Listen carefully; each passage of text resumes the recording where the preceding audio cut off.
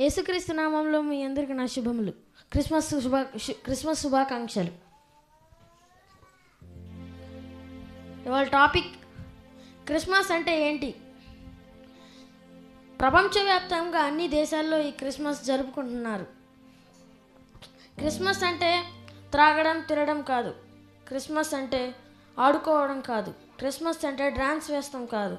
Christmas అంటే పాటలు పాడటం కాదు. క్రిస్మస్ అంటే ప్రేమ. క్రిస్మస్ అంటే సంతోషం. క్రిస్మస్ అంటే సమాధానం.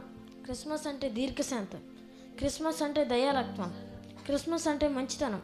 క్రిస్మస్ అంటే సాత్వికం. క్రిస్మస్ అంటే ఆశానిగ్రహం. నిజమైన క్రిస్మస్ మన జీవితంలో జరగాలని కోరుకుంటూ ప్రార్థిద్దాం.